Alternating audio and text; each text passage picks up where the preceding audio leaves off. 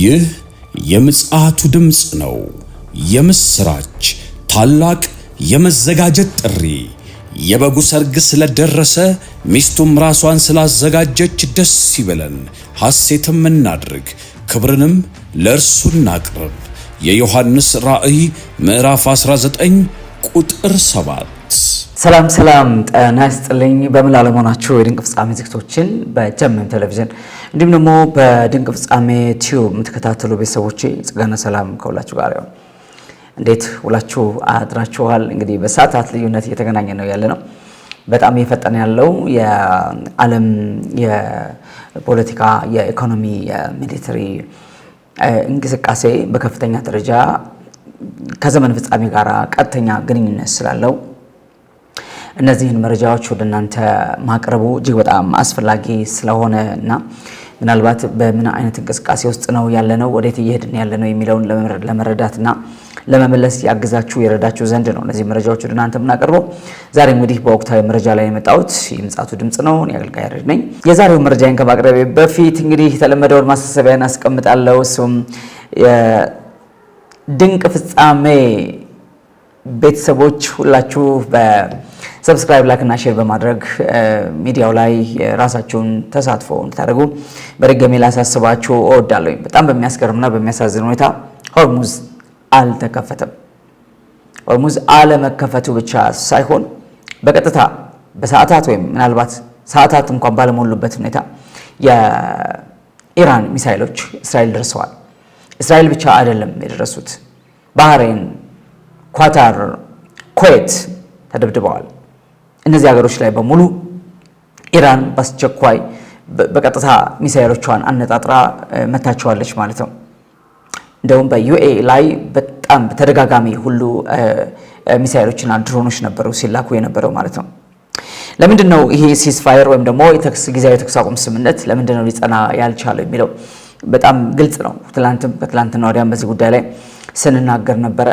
በትክክል የፓኪስታኑ ጠቅላይ ሚኒስትር በአደራዳሪነት ገብተው ሲያደራድሩ ለሁለት ሳምንት ያህል ጊዜያዊ የተኩስ አቁም ስምምነት እንዲደረግና በኢራን ባቀረበቻቸው 10 መደራደሪያዎች ላይ በፓኪስታን ዋና ከተማ ኢስላማባድ ንግግር ለማድረግ ታስበው እንደነበረ ይታወቃል። እንግዲህ ድርድር ዓርብ ዕለት ነገ የሚጀመር ነው ማለት ነው።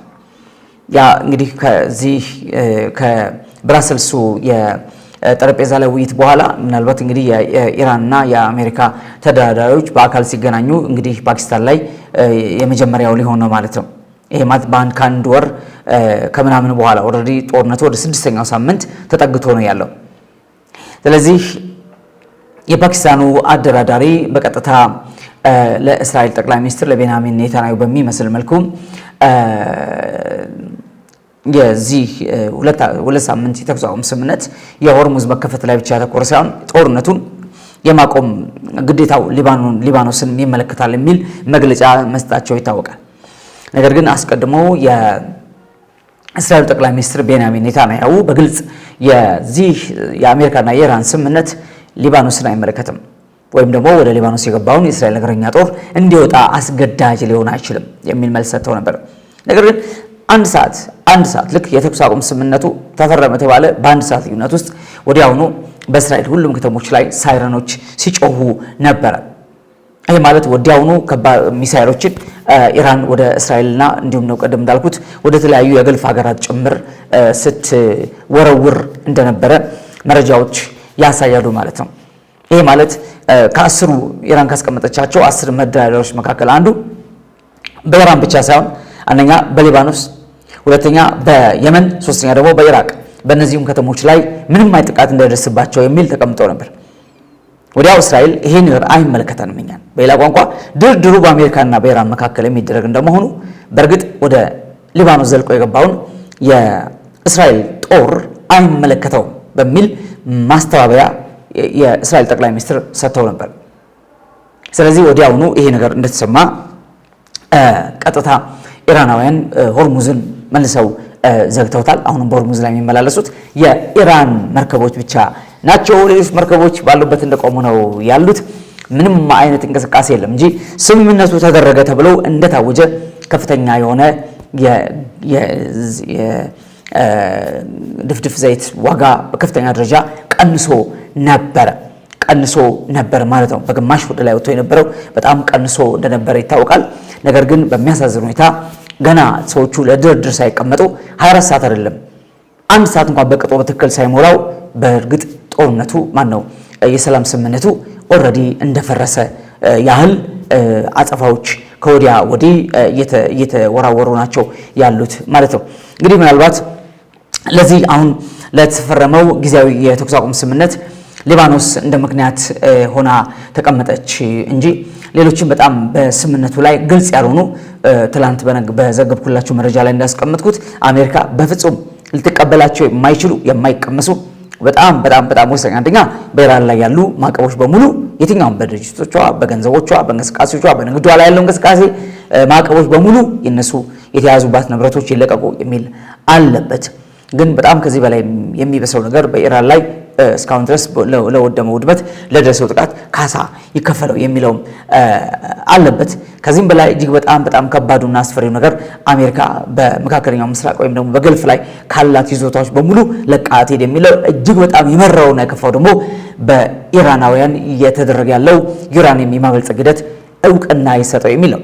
አሜሪካ መቼስ ልትስማማበት የማትችል እንደሆነ ቀድሞውኑ የሚታወቅ ነገር ነውና ኦንሊ ጊዜ ለመግዛት ነው የሚል ኢራናውያን ያውቁታል። እንደዚህ ነው ብለው እነሱ ማስቀደመው ተናግረዋል።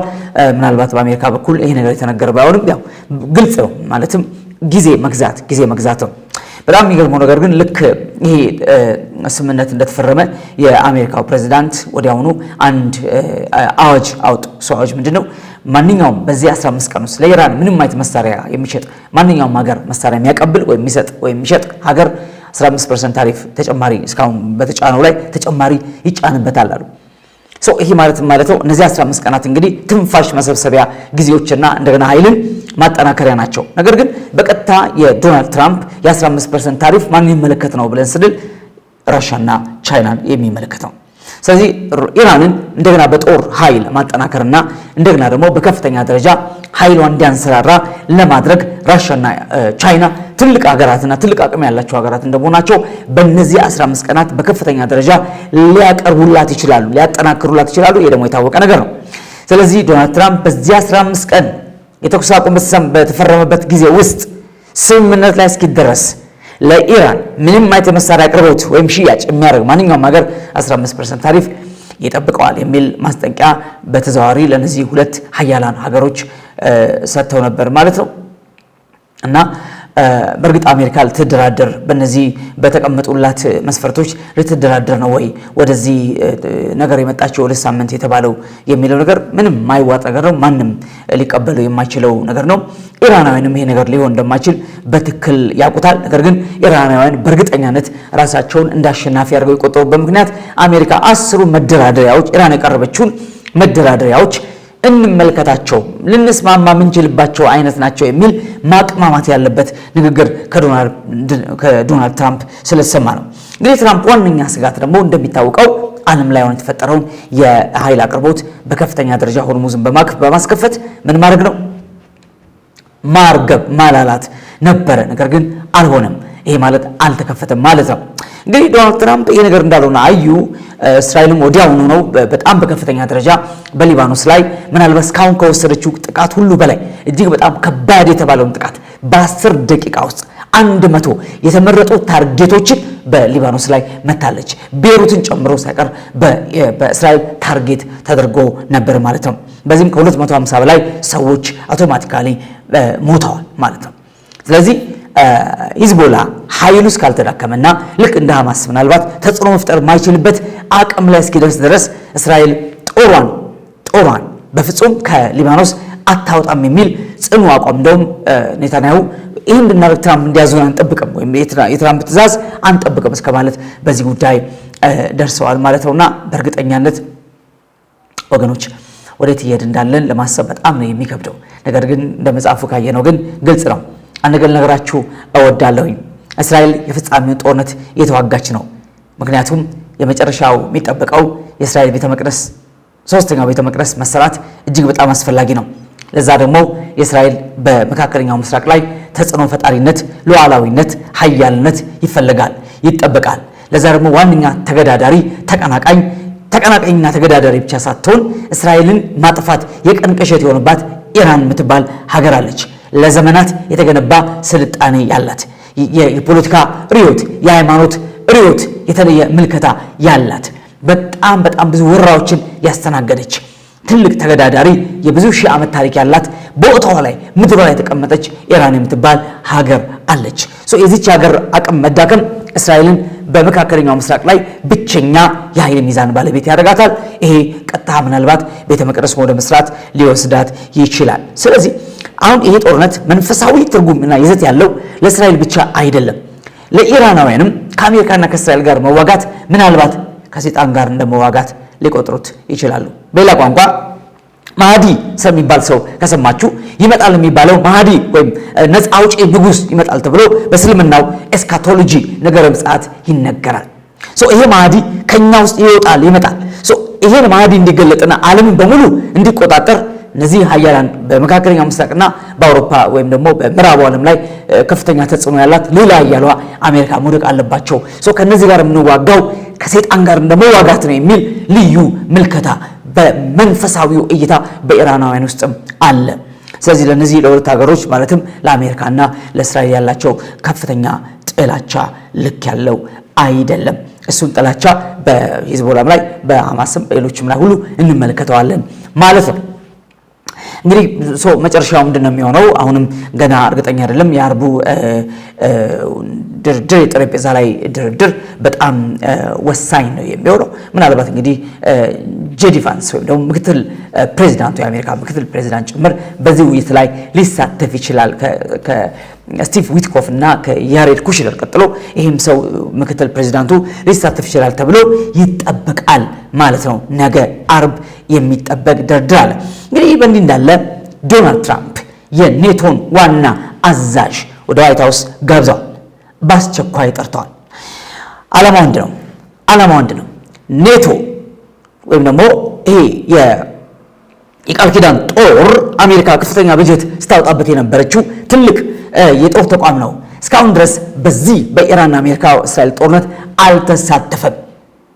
ስለዚህ ትሳተፋላችሁ ወይስ ለቀምጣ ነው? አለቀ። ስለዚህ አሜሪካ ኔቶን ለቃ ትውጣና በራሳችሁ ትቆማላችሁ ወይስ እዚህ ጦርነት ገብታችሁ እኔ የምዋጋው ከኔ በላይ የአውሮፓን ጦርነት ነው የዓለምን ጦርነት ነው የምዋጋው። እዚህ የምዋጋው ቁጥር አንድ የዓለም አሸባሪ ሀገር ከሆነችው ከኢራን ጋር ነው የምዋጋው። ዶናልድ ትራምፕ የሚሉትን ነው የምናገረው። ከዚህ አንጻር እንደዚህ አይነት ጦርነት ያለው ቁጭ ብላችሁ የምታዩኝ ገንዘቤ ኔቶ ላይ ያፈሰስኩኝ ትላለች አሜሪካና የኔቶ ወደ እዚህ ጦርነት መግባት አይቀሬ ሊሆን ይችላል። ይሄ በጣም ከባዱና አደገኛ ውስብስብ ነገሩ ሊሆን ይችላል። ምክንያቱም በራሽያና በዩክሬን ጦርነት መካከል የኔቶ አባል የመሆን ጥያቄ ከፍተኛ የዛ ጦርነት መቀስቀሻ ምክንያት ነበር። ራሽያ 4 ዓመት ያህል ዩክሬንን ስታፈራርሳት ዋነኛ መነሻ ምክንያቷ ዩክሬን የኔቶ አባል አትሆንም ነው። ኔቶ ገባች ማለት ኔቶ መጥቶ ራሽያ በር ላይ የጦር ቤዝ ተከለ ማለት ነው። ይሄ ማለት እዛው በፈለገው መንገድ ራሽያን ያቆስላል ማለት ነው። ስለዚህ የዚህ 4 ዓመት የዩክሬን የመፈራረስ ወይም እዚህ ጦርነት ደም አፋሳሽ ጦርነት ምክንያቱ ኔቶ ነው። እዚህ አሁን ምናልባት እንደ ራሽያ አይነት ሀገሮች በጣም በትኩረት የሚጠብቁት የአውሮፓን መንቀሳቀስ ኔቶ ገባ ማለት አውሮፓ ገባች ማለት ነው። አውሮፓ ማለት ደግሞ ቀንደኛ የራሽያ ጠላት ናት። ራሽያም ቀንደኛ አውሮፓ ጠላት ናት። በሁለቱ መሃል ያለው ከባድ ጥላቻና መናናቅ ወይም መገፋፋት ኔቶ ወደዚህ ጦርነት እንዲገባ ካደረገው ምናልባት ወደ መጨረሻ ይጠጋን ያለ ነው። በጣም የሚያስፈራ ፍጻሜ ላይ ይመጣል እንኳን ሊበርድ ቀርቶ ማለት ነው። አሁንም ገና ፊርማቸው ባልደረቀበት ሁኔታ ጦርነቱ በጣም ከፍተኛ ደረጃ ቀጥሎ ነው ያለው። ምክንያቱም ለምንድን ነው ኢራን እነ ዩኤኢ የምትመታው ኳታርና ኩዌት የምትመታው እነ ባህሬን መደበድበው? ለምንድን ነው ተፈርመው በተፈረመበት ሰዓት እኮ በአንድ ሰዓት ልዩነት መደበድባቸው? ምክንያቱም እንደው ሲባል አሜሪካ አታስጥላችሁም እያለች ነው ያለችው። አሜሪካ አታስጥላችሁ። እነዚህን የአረብ ሀገራት መደበድበው እነዚህ ሙስሊም ካንትሪስ መደበድበው ምክንያት አሜሪካ ልታስጥላችሁ አትችልም ነው። ከእጅ የሚያድናችሁ የለም ነው። ሀያልነቷን እያረጋገጠች ነው ያለችው። አልጠቀሱበት። ይኸው ጦርነት ከተጀመረ ጀምሮ ይደበደባሉ እነዚህ ሀገሮች። አሁንም የ15 ቀን የ2 ሳምንት የተኩስ አቁም ተፈርሞ በአንድ ሰዓት ልዩነት እስራኤልን ጨምሮ ወደ እነዚህ ሀገሮች በሙሉ የማያልቅ ሚሳኤሏን እያዘነበች ነው ያለችው ማለት ነው ኢራን። ስለዚህ እንግዲህ ምናልባት ነገሩ በጣም ወደ ስምምነት ሊመጣ የሚችልበት አክሰስ በጣም ጠባብ ነው። ዶናልድ ትራምፕ ኃይል ተጠቅመው ሆርሙዝ ማስከፈት አልቻሉም። የባህር ኃይል ልከዋል፣ ኮማንዶችን ልከዋል። ነገር ግን እነዚህ ሆርሙዝ ማስከፈት ወይም ካርግ የሚባለው ደሴት በመቆጣጠር ሆርሙዝን ነፃ ማድረግ አልቻሉም እንጂ ዶናልድ ትራምፕ እንዳሉት በዚህ ስምምነት ኢሚዲየትሊ ይህ ስምምነት እንደተፈረመ በአስቸኳይ በጣም ሰላማዊ የሆነ የመርከቦች እንቅስቃሴ ሆርሙዝ ላይ ይፈጠራል፣ ምንም ቁጥጥር የሌለበት ነፃ። በተቃራኒው የኢራኑ አይረጂሲ ደግሞ ያለው በኢራን ወታደሮች ወይም መከላከያ ታጅበው ብቻ መርከቦች ይሸኛሉ፣ ይገባሉ፣ ይወጣሉ ነው ያለውና በከፍተኛ ደረጃ ኢራን ኃያልነቷን በጣም ተጽዕኖዋን በዓለም ላይ በሙሉ እያሳደረች ነው ያለችው። ኖት አሜሪካ፣ ኖት እስራኤል፣ በሌሎች ሀገራት ላይ በሙሉ እያሳደረች ነው ያለችው። ምንም እንኳን ራሷን ለመከላከል በአሁኑ ሰዓት አቅም ባይኖራትም ሚሳኤል ከመተኮስ ውጪ ምንም የአየር መቃወሚያ ያላትም ሚሳኤል ጸረ ሚሳኤል ያላትም ሁሉ ነገር በመጀመሪያው ቀን ያለቀባት የወደመባት ሀገር ናት። ያም ሆኖ ግን ጦርነቱን በማስረዘም አሜሪካን ኃይል በማስጨረስ ጦርነቱን በማስረዘም እስራኤልን ኃይል በማስጨረስ ነው የኢራን የአሸናፊነት ሚስጥር ያለው ቁልፍ ያለው እዚህ ጋር ነው። ጦርነቱ በረዘመ ቁጥር በጣም ቺፕ በሆኑ ርካሽ በሆኑ ድሮኖችና በጣም በአነስተኛ ዋጋ በሚሰሩ ሚሳኤሎቿ በከፍተኛ ደረጃ ብዙ ሚሊዮን ዶላር የሚወጣባቸውን የአሜሪካና የእስራኤል ጀቶች ወይም ቦምቦች ታከስራለች ማለት ነው።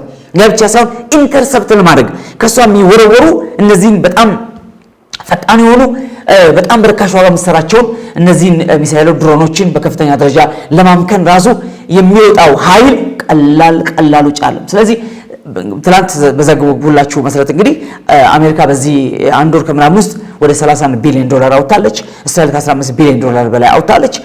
ኢራን ምን ያህል እንዳወጣች አናውቅም። ዞሮ ለአመታት ያመረተቻቸውን ድሮኖችና ሚሳኤሎች ግን ያለማቋረጥ አሁንም እየወረወረች ናት ያለችው። መቃወሚያዎቿ ይውደሙ እንጂ ስቲል አሁንም ስቶክ እንዳላት ወይም ደግሞ ክምችት እንዳላት እያስረገጠች ነው ያለችው። ሲቀጥል ማስገደድም ችላለች። ማስገደዷም ሆርሙዝን ይዘዋለች፣ አለቅም ብላለች። እያንዳንዱ ፍላጎቴ እያንዳንዱ ጥያቄ እስካልተሟላ ድረስ እያንዳንዷን ፍላጎቴን እስካላደረጋችሁ ድረስ ሆርሙዝን አለቅም ብላ ዓለምን እንደዚህ እያነቃነቀች ነው ያለችውና በእውነት የፖለቲካዊ ታሪካዊ ኢኮኖሚያዊ ብቻ ሳይሆን ሌላ መንፈሳዊ አሰራርም ጭምር ከዚህ በፊት ደጋግሜ እንደነገርኳችሁ የፋርስ መንግስት አለቃ ፋርስን የሚመራ የተለየ የመንፈስ አሰራር አለ። ይሄ ዳንኤል 10:13 ላይ የተገለጠው የፋርስ መንግስት አለቃ ገብርኤልን የሚገዳደር ነው። ገብርኤልም ከሚካኤል ጋር የሚዋጋ ነው በሰማይ። ይሄ በጣም ከባድ ነው ወገኖቼ። ይሄ መንፈስ ነው ይህን ሀገር የሚያንቀሳቅሰው። አሁንም ይሄ መንፈስ ነው የሚያንቀሳቅሰው። ሌላ ምን አለ ታዲያ? ሌላ ምን አለ? ይሄ ደግሞ የዘመን መጨረሻ ነው፣ የዘመን ፍጻሜ ላይ ነው ያለነውና ነገሩ በጣም የጦዘ መጥቷል። ስፔሻሊ ኔቶ እዚህ ጦርነት በቀጥታ በግላጭ ተቀላቀለ ማለት ራሻ ላይ ለመምጣቷ እነ ራሻ እነ ቻይና በድብቅ የሚያደርጉትን እርዳታ ምናልባት በግልጽ ጦርነቱ ሊቀላቀሉ የማይችሉበት ምንም ምክንያት የለም። ለምን እና አሜሪካና እስራኤል ከፍተኛ ወጪ ያወጡ ከፍተኛ አቅማቸውን እየተጠቀሙ ነው ያሉትና እነዛ ደግሞ አዲስ አቅማቸውን ይዘው ቢመጡ ጦርነቱ ምናልባት ዓለም ላይ በጣም ዘግናኝና ክፉ የሆነ ሊበርድ የማይችል ጦርነት ሊሆን ይችላል። እንግዲህ በአንድ ቀን ልዩነት ይሄን ያህል ከፍተኛ የሆኑ አዳዲስ ለውጦች ፈጣን ለውጦች በዓለማችን ላይ እየተካሄዱ ነው ያሉትና በእውነት ወዴት እየሄድን ነው? ምንም ጥያቄ የለም። ወደ ፍጻሜ ዘመን እየመጣን ያለ ነው። እንግዲህ ኢራናውያን በኢራን አደባባዮች ላይ ተሰብስበው ሞት ለአሜሪካ ሞት ለእስራኤል የሚለው መፈክራቸውን እያሰሙ የአሜሪካና እስራኤልን ባንዲራ እያቃጠሉ እየጨፈሩ ነው ያሉት። እንደ አሸናፊ እንደ ባለድል ራሳቸውን ቆጥረው ነው ያሉት። ነገር ግን ኢራን ላይ የሚዘንቡ አሁንም በጣም ከባድ ቦምቦች አሉ። በዚህ ሁሉ ውስጥ ግን አለመሸነፍና አለመበገር በጣም ከባድ መንፈስ ነው።